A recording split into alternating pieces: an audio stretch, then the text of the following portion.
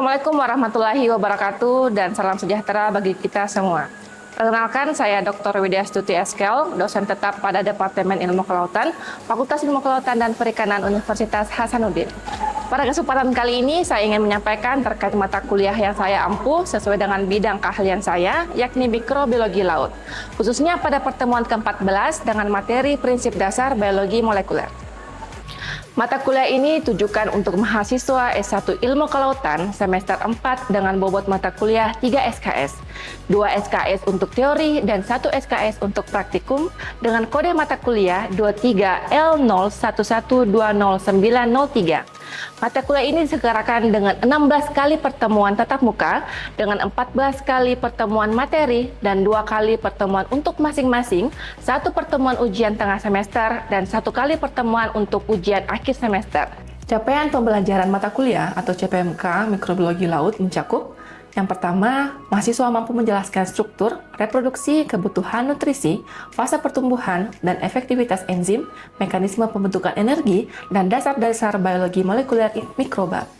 CPMK kedua, mahasiswa mampu menjelaskan tentang mikroba laut, habitat, dan karakteristik dari mikroba laut.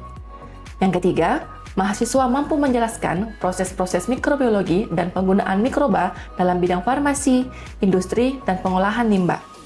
Yang keempat, mahasiswa mampu mengaplikasikan pengambilan sampel mikroba dan analisis sampel di laboratorium. CPMK kelima adalah mahasiswa mampu bekerja dalam tim untuk menyelesaikan tugas kelompok yang diberikan. 3 komponen utama dalam proses pembelajaran mata kuliah ini adalah delivery, interaction, dan assessment. Untuk delivery, saya memberikan materi serta RPS yang dapat diunduh oleh mahasiswa pada sistem e-learning Sikola, serta presentasi interaktif secara tatap muka untuk mendukung pemahaman mahasiswa.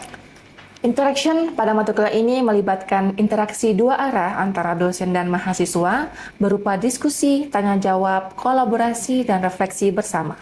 Untuk asesmen atau sistem penilaian yang saya lakukan pada mata kuliah ini mencakup penilaian formatif untuk penilaian proses melalui tugas individu ataupun kelompok, dan penilaian sumatif dengan melaksanakan ujian akhir semester. Model pembelajaran yang digunakan dalam mata kuliah ini adalah metode presentasi interaktif, demonstrasi, praktik, dan kolaborasi berkelompok. Adapun referensi yang saya gunakan dalam mata kuliah ini untuk pertemuan teori menggunakan referensi yang berasal dari jurnal bereputasi yang memiliki nilai kebaharuan agar mahasiswa mampu mengikuti perkembangan teknologi dan ilmu pengetahuan masa kini. Sedangkan untuk referensi kegiatan praktikum, saya dan dosen pengampu mata kuliah ini menyajikan modul praktikum untuk mahasiswa yang digunakan sebagai salah satu bahan bacaan dan panduan selama praktikum berlangsung. Baik, berikut adalah video proses pembelajaran pada mata kuliah Mikrobiologi Laut, pertemuan ke-14. Mari kita simak videonya. Assalamualaikum. Oke, selamat pagi semuanya. Sebelum kita mulai perkuliahan kita pada hari ini, saya mau absen dulu ya. Alwin Zidan? Hadir, Bu. Oke. Reski? Hadir, Bu. Oke, semua hadir ya. Oke, apa kabar semuanya? Baik. Baik, pekan sebelumnya kalian telah menerima materi terkait produk apa saja secara biologis, dalam hal ini enzim, yang dimiliki oleh mikroorganisme. Spesifiknya adalah oleh bakteri, dan apa fungsinya bagi bakteri tersebut, dan juga kepada lingkungan yang ada di sekitarnya. Nah, untuk pekan ini, pekan ke-14, kalian akan belajar mengenai genetika mikroba dasar, ya, genetika mikroba dasar yang akan membahas lebih banyak bagaimana komponen biologis ini, dalam hal ini adalah gen, berperan di dalam sistem tubuh dari mikroorganisme. Nah, sebagai pengantar, ketika kalian melihat gambar di atas, apa yang ada di benaknya kalian? Genetika. Ya, Bu. DNA. DNA. Alwin katanya DNA. Berbicara terkait genetika berarti tentang DNA. Yang lain? Coba. Warna kulit. Warna kulit. Kamu? Informasi biologis. Informasi biologis. Ya, Bu. Pewarisan sifat. Pewarisan sifat. Oke. Keturunan. Keturunan. Ada lagi yang mau tambahkan? Oke. Dari teman-teman kalian mengatakan bahwa berbicara terkait genetika, berarti hal-hal yang mungkin atau akan dibahas itu terkait dengan keturunan sifat, warna kulit, informasi genetik. Nah, ini adalah sesuatu yang bisa dilihat secara kasat mata dan non kasat mata. Ya, artinya bisa kamu lihat langsung dan juga tidak bisa kamu lihat langsung dengan mata telanjang tanpa bantuan alat apapun. Nah, ada istilah yang terkait relevan dengan hal-hal yang dikatakan temanmu, yaitu secara fenotip dan genotip. Apa maksud kedua istilah ini? Kita akan lihat bersama-sama. Ya, kalian lihat di atas. Ada hewan, ada manusia. Mereka semuanya memiliki ciri khasnya masing-masing. Begitupun juga dengan mamalia yang ada di gambar di atas. Nah, apa maksud dari tersebut? Itu adalah masing-masing individu, masing-masing makhluk hidup itu memiliki informasi genetiknya tersendiri. Kalian merupakan satu spesies yang sama. Ya, setuju ya? Satu spesies yang sama. Nah, bagaimana cara kalian dibedakan secara morfologi? Tentunya dengan ada perbedaan secara kasat mata. Ya, secara visual bahwa kalian ini bisa dibedakan karena memiliki perbedaan morfologi, memiliki perbedaan bentuk. Ya, Alwin, Fahrul, Reski dan yang lainnya ini memiliki karakteristik yang spesifik sehingga bisa dibedakan antar satu individu dengan individu yang lainnya. Bagaimana dengan penjelasan terkait dengan gen? Tadi kita belum tahu nih genetika itu apa. Tetapi kalian telah menjelaskan, menyebutkan bahwa ada morfologi, ada fenotip, ada genotip di dalamnya. Nah, secara penjelasan, gen di sini maksudnya adalah dia membawa informasi kehidupan. Kalian ini dilahirkan karena adanya pertemuan gamet jantan dengan gamet betina. Ya, sehingga kalau kalian melihat orang tuanya kalian, pasti ada 1, 2, 3 hal yang sama persis dengan karakternya kalian. Karakter secara apa? Karakter secara morfologi. Katakanlah ada di antara kalian di sini memiliki bentuk rambut yang lurus. Nah, bisa dilihat dari orang tuanya atau neneknya atau keluarganya. Pasti di antara mereka ada yang memiliki rambut yang lurus. Ya, inilah yang dijelaskan di dalam genetik. Ya, genetika dasar. Kalian harus memahami dulu bagaimana filosofi dari topik genetika sebelum kita masuk khusus untuk mikroorganisme. Nah, lantas bagaimana dengan bakteri? Nah, bakteri kamu bisa lihat dengan mata telanjang enggak? Tidak bisa, ya. Harus menggunakan mikroskop, ya, alat bantu. Nah, kalau kalian menggunakan alat bantu, apakah sudah bisa ditentukan bahwa ini jenis A, ini jenis B? Belum bisa. Ya, kalian harus melakukan runtutan metode yang lebih lanjut untuk dapat mengetahui kira-kira ini jenis bakterinya apa. Nah, tetapi bentuk bakterinya, koloni bakterinya apakah sudah bisa ditentukan dari alat bantu yang kalian gunakan? Belum. Sudah bisa. Nah, kalian kan tahu ya bahwa ada beberapa macam bentuk bakteri. Ada yang bentuk kokus, ya, ada yang spiral, ada yang basil. Ya, ini kalau kalian lihat contoh di atas, ada Bacillus, ada Escherichia coli, ini memiliki bentuk yang sama.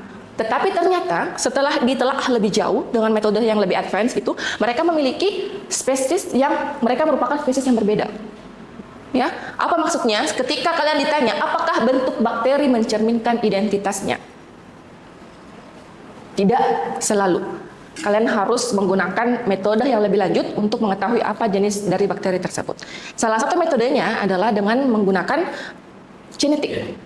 Ya, sehingga susunan genom ini merujuk kepada Escherichia coli dan begitupun untuk identifikasi selanjutnya. Apa itu genetika? Lihat secara terminologinya, genetika adalah ilmu tentang pewarisan sifat. Segala sesuatu, informasi biologis yang diturunkan kepada keturunannya bagi seluruh makhluk hidup, baik itu kalian ataupun mikroorganisme. Nah, cabang ini akan mempelajari bagaimana keturunan biologi molekuler dan evolusi itu saling berinteraksi. Kalau kita berbicara terkait interaksi, tentu tidak hanya melibatkan organisme, tetapi juga adalah lingkungan. Ya, ada mata kuliah yang lain menjelaskan terkait interaksi lingkungan dengan organisme, abiotik dengan biotik. Nah, inilah yang terjadi di dalam cabang ilmu genetika. Nah, lantas kenapa kita harus mempelajari mikroorganisme? mikroba, bakteri, virus. Kenapa kita harus mempelajari itu?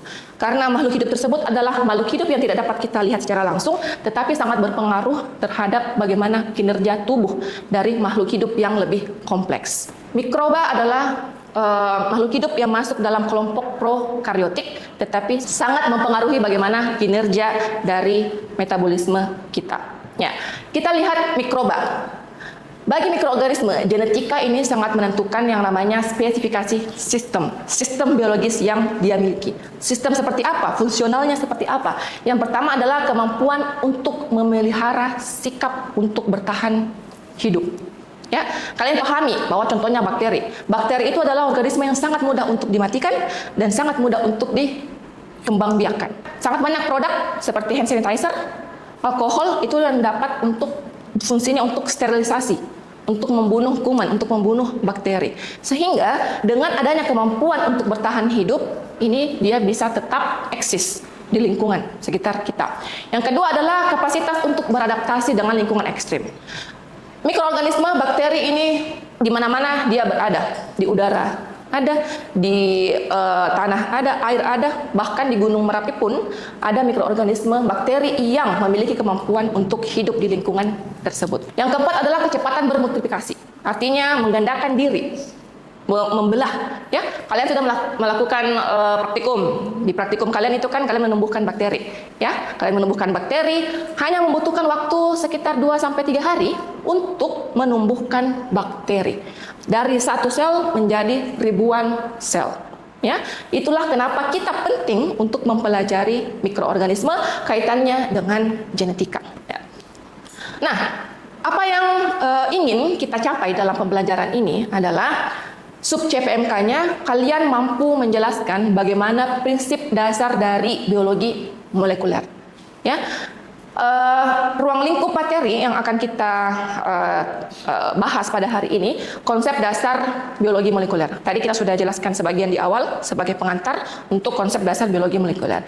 Yang kedua adalah materi genetik. Nah, materi genetik ini akan berkaitan dengan materi ketiga ruang lingkupnya. Dogma sentral adalah mekanisme biologis yang terjadi di makhluk hidup, begitupun juga dengan mikroorganisme.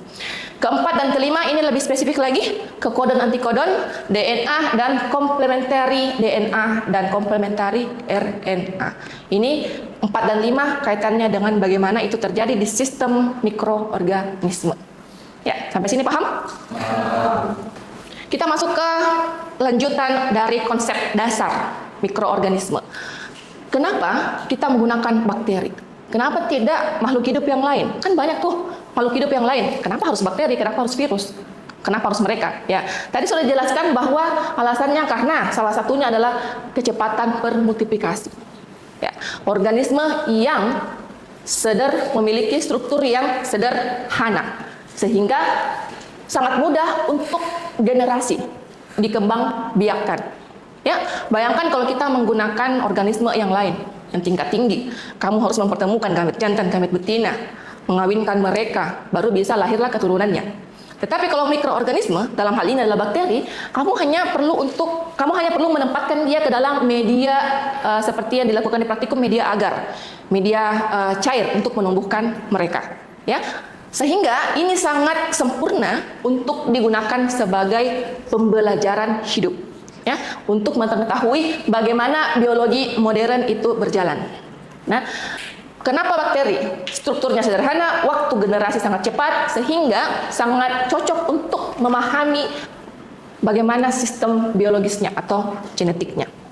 Sebelum kita masuk ke dalam materi selanjutnya, ini yang mesti kalian pahami juga. Istilah-istilah dasar yang sering digunakan dalam topik genetika. Sebenarnya sangat banyak istilah, tetapi ini kita kumpulkan saja yang paling sering. Ya. Genom. Genom itu adalah keseluruhan informasi genetik yang merangkul di dalamnya beberapa hal, kromosom, gen, dan DNA. Ya, jadi genom ini, kalau kalian lihat ini shape-nya, genom ini di dalamnya ada kromosom, gen, dan DNA. Apakah bakteri memiliki ini? Iya, karena dia adalah makhluk hidup. Sehingga dia punya genom yang di dalamnya ada beberapa komponen, ada komposisinya, kromosom, gen, dan DNA. Bakteri, karena kita mikrobiologi laut, sehingga kita mengambil contoh merujuk ke mikroba laut. Bakteri mikroba laut memiliki genom, ya, memiliki gen dan akan melakukan yang namanya transkripsi, perubahan DNA menjadi RNA hingga akhirnya dapat diekspresikan dalam bentuk fenotype secara morfologi. Jadi kamu ini saya bisa lihat fenotipemu itu dia contohkanlah rambut lurus, sawo matang, hidung mancung. Kalau bakteri secara fenotipenya dia bentuknya basil, bentuknya kokus, dapat beradaptasi di suhu yang ekstrim atau tidak, dapat beradaptasi di salinitas yang tinggi ataukah tidak. Itu adalah bentuk fenotipenya yang bisa dia berinteraksi secara langsung dengan organisme atau individu yang lain ataukah dengan lingkungannya, ya. Kalau makhluk hidup eukariotik, ya, seperti kalian yang kompleks itu letak DNA-nya di nukleus. Kalau mikroorganisme, bakteri, letak DNA-nya itu di nukleoid. Ya, bedanya cuma di situ. Penyebutannya ada yang nukleus, ada yang nukleoid. Nah, di bakteri ada yang namanya kromosom dan plasmid. Nah, plasmid inilah DNA sirkular kecil yang menyimpan informasi-informasi bagaimana cara si bakteri itu akan beradaptasi dengan lingkungannya. Contoh lingkungan yang sering kita paparkan dengan bakteri adalah antibiotik.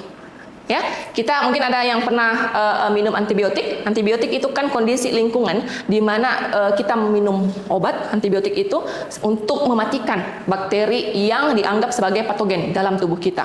Ya. Si plasmid ini akan merekam, ya, apa saja kondisi lingkungan yang pernah dia alami untuk dapat beradaptasi dengan lingkungan seperti sebelumnya untuk di masa yang akan datang. Sehingga pada saat dipaparkan kembali dengan hal yang sama, itu dia tidak akan mati. Dalam hal ini adalah dia akan mencoba untuk bertahan hidup. Nah, itu yang dimiliki oleh si bakteri. Ada kromosom, ada plasmid. Kalau kromosom itu adalah DNA utama. DNA utama yang berisi terkait dengan penurunan sifat, ya, yang utama penurunan sifat dari sebelum pembelahan sel dilakukan. Tapi kalau plasmid itu bisa termodifikasi sesuai dengan kebutuhan dari si mikroorganisme tersebut. Nah, ini yang pokok untuk materi kita pada hari ini. Yang kedua, dogma sentral untuk biologi molekuler. Nah, kalau berbicara terkait dogma sentral, di sini ada mekanisme yang berjalan di dalam tubuh makhluk hidup. Nah, mekanisme apa? Yakni yang pertama, replikasi, transkripsi, dan translasi. Ya, kita melihat dulu replikasi. Tadi kita sempat singgung nih, replikasi artinya memperbanyak, memfotokopi, menggandakan. Ya, itu istilah-istilah gamblang sederhananya untuk mendefinisikan apa itu replikasi, khususnya untuk replikasi DNA. Jadi ini memperbanyak. Karena ada namanya keturunan, menurunkan sifat. Caranya menurunkan sifat artinya kamu harus mereplikasi DNA. Kemudian ada namanya transkripsi. Transkripsi dari DNA menjadi RNA. Ya, dia mentranskripsi menjadi perantara penyampaian informasi genetik, dalam hal ini DNA. Nah, selanjutnya ada namanya translasi. Kalau ngomong bahasa translasi berarti menerjemahkan informasi genetik tersebut ke dalam mode protein. Nah, protein inilah yang nanti akan digunakan secara fungsional oleh mikroorganisme atau makhluk hidup yang lain, yang melakukan mekanisme dogma sentral. Ya. Nah, dalam prosesnya tentu akan ada enzim-enzim. Kalian tahu enzim, ya? Akan ada enzim-enzim, senyawa enzim yang berperan penting dalam proses dogma sentral ini. Yang pertama, untuk replikasi DNA. Kalau kita mereplikasi, kalau kalian pergi ke fotokopi, tempat fotokopi buku, untuk mereplikasi kan atau menggandakan, kalian kan harus buka lembar per lembar, ya. Kamu nggak bisa langsung masukkan satu buku gitu, terus mau difotokopi semua. Pasti akan ada kayak semacam penguraian setiap lembar supaya proses replikasi itu strict to the apa yang akan digandakan. Ya, begitupun juga dengan yang terjadi dalam tubuh kita, di dalam tubuh makhluk hidup. Pada saat ingin melakukan replikasi, ada enzim yang akan berperan untuk membuka untaian ganda DNA supaya mentok itu teratur susunan-susunan yang akan digandakan. Karena bahaya kalau misalnya salah baca. Kalau salah baca berarti akan merubah ekspresi DNA yang akan dimiliki oleh organisme tersebut. Ya, jadi harus dibuka dulu oleh enzim helikase untuk membuka untaian DNA yang ada. Setelah dibuka, nah mempersiapkan untaian untuk proses translasi tersebut, replikasi tersebut. Ya, dan yang terakhir adalah setelah dibuka pasti harus ada yang namanya pemasangan, perekatan kembali. Kalau di buku kita jilid itu, ya, kita hektar. Nah, kalau di DNA, replikasi DNA, kita gunakan lem biologis, namanya ligase. Ya. Setelah direplikasi, masuklah untuk mengubah DNA ke RNA, transkripsi namanya. Ya, namanya masuk dalam tahap transkripsi.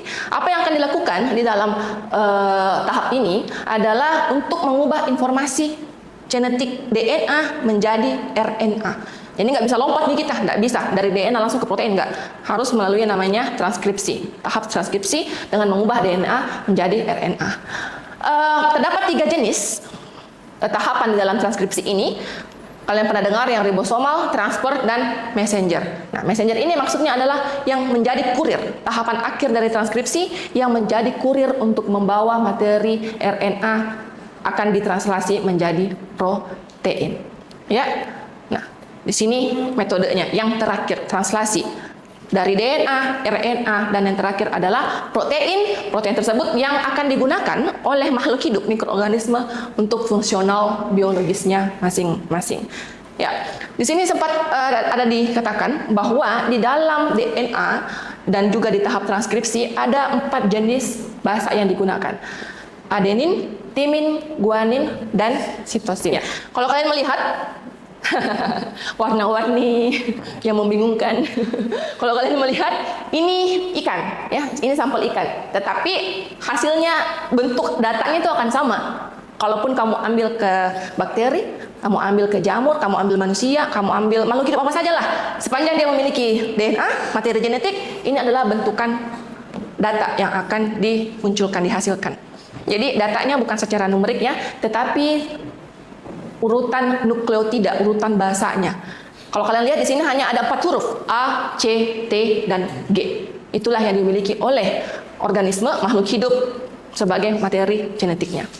Ini ada istilah kodon, nggak pakai G ya, jadi bukan kodong. Ada kodon dan ada yang namanya antikodon. Ya. Kodon ini berfungsi sebagai penanda, ya, menanda akhir, awal dan mulanya dari urutan DNA, kodonnya. Nah, untuk kode genetik, kodon itu dia bersifat triplet, ya. Ini kan adenin, ya. U ini urasil, hasil dari translasinya si timin yang T, dan G ini adalah guanin. Jadi setiap triplet ini, triplet bahasa ini mengidentifikasikan satu kodon, ya, ini satu kodon, satu kodon, satu kodon. Nah, awal mulanya start dengan stop, ya.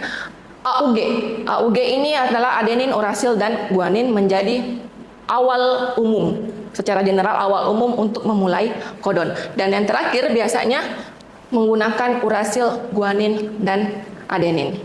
Kemudian ada yang namanya antikodon. Ya, antikodon itu bukan maksudnya bahwa dia tidak ingin menerima kodon, nggak gitu. Ya, antikodon itu adalah reverse dari kodon.